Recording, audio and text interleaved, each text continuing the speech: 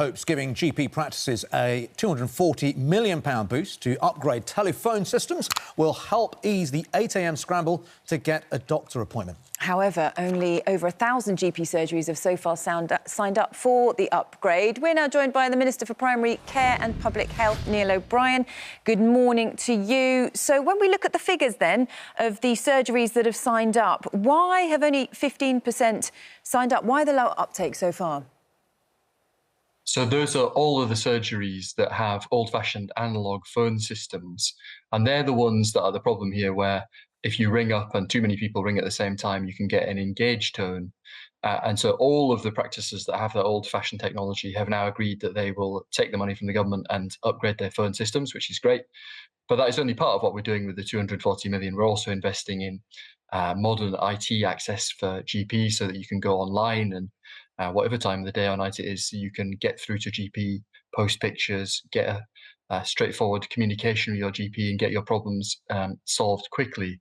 And so we're investing in the technology for the GPs. We're also putting more people in as well. So we've got about 2,000 more doctors in general practice than we did in 2019, just before the pandemic, and also about 31,000 extra other clinicians. So people like paramedics or pharmacists or other specialists. So there's a lot more people, and GPs are now doing a lot more appointments than they were before the pandemic. So doing about 10% more appointments. Sorry to interrupt you, but we've also been talking about this with our doctor here on Good Morning Britain, Dr. Amir, and to pick up on one of the points that you were making there about the number of doctors, because he was clear on pointing out that actually when you look at the situation with the number of doctors that we had, that there you're also referring to GP trainees, doctors who are in training, and also part-time. So that's not an accurate reflection about the number of full-time doctors we have, is it? No, it is. The figures I was giving you, the 2,000 extra, is what's called full-time equivalent. So that's the total number of full-timers, not just part-timers and so on, though. So I'm giving you the most accurate figures. And so we are growing the workforce a lot. We're putting in the extra technology, but we're also trying to take the pressure off of GPs as well. So we're going to put 645 million into a thing called Pharmacy First, which is a whole new NHS service that's going to be launching this winter, where for a lot of common conditions, you'll be able to go to your pharmacist in the high street as well as your GP. And that, again, will free up something in the order of 10 million GP appointments, as well as making it easier to get the treatment that you need. Which you know, we hope will help. But the issue seems to be that a lot of times the pharmacies end up referring back to the GPs, and we still don't have the capacity with the GPs to be able to give people appointments.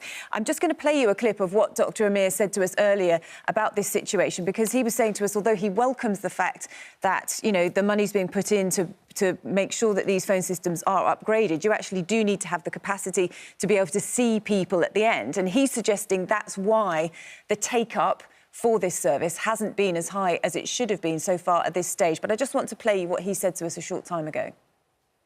Unless we've got the appointments to give out, it doesn't matter how many patients get through in the morning. It's a bit like a magic roundabout where every exit is a dead end. So we're just shifting that bottleneck from the initial phone line in the morning to where the appointments are. And unless they get that workforce right, there's always going to be a problem, and patients will be disappointed.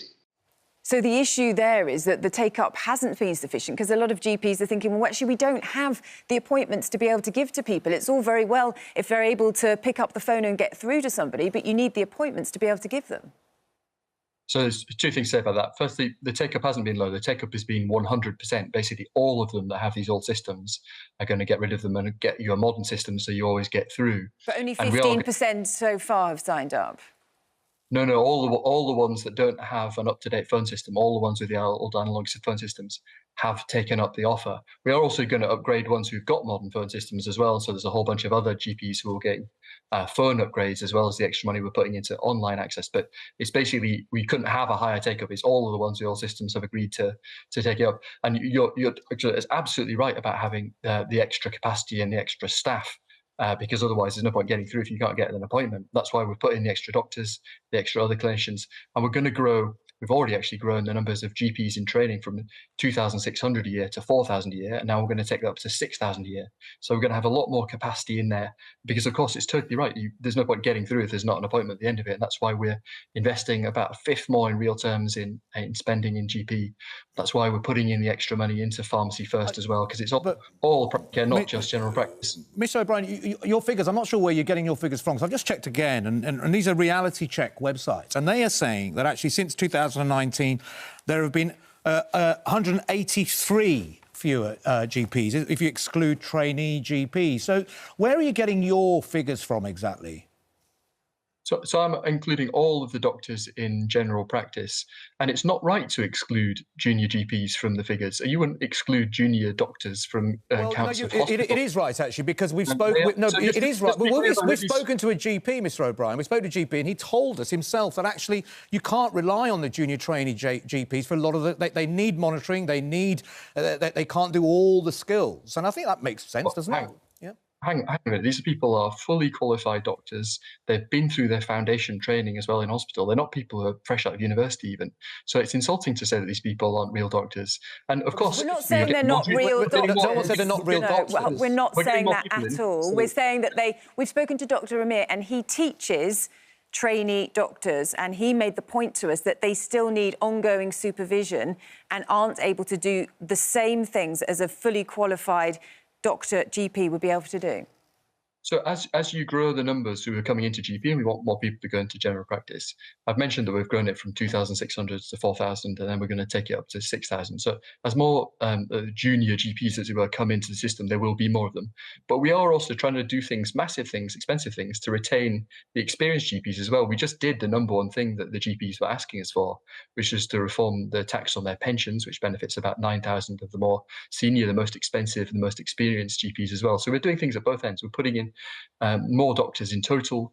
We've got more of the new starters, but we're also doing things and putting money in to retain the really experienced staff we've got, because we really value these people.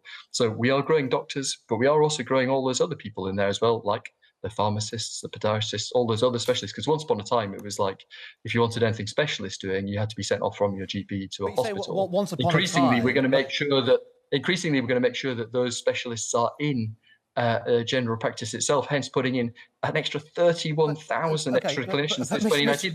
Mr O'Brien, if we can just come in here, but you say once upon a time, but once upon a time it was still a Tory government.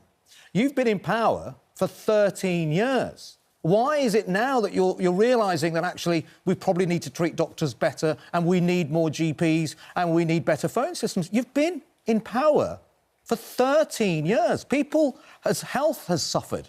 People may well have died because of the lack of services from their local GP. Why has it taken so long? So it's obviously not just now that we've realised that if we want to invest in general practice. We've been growing the budget for years. We've been growing the staffing for years and enabling GPs to do more. I've mentioned some stats that are just over the last 3 or 4 years, huge increases in the number of doctors, huge increases in the numbers of other clinicians, big growth in spending, above inflation growth in spending, and more investment into general practice.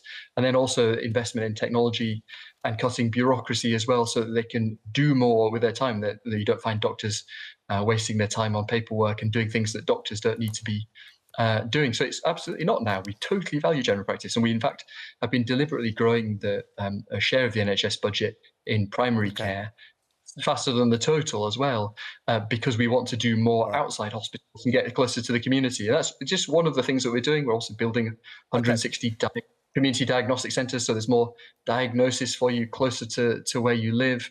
We're doing all these things to get more happening as the NHS budget grows in real terms in primary care and get people the care that they need. And that's absolutely not something we've just realised. It's something we've been doing for years, and we've been accelerating through these investments in technology that we've been talking about this morning. OK.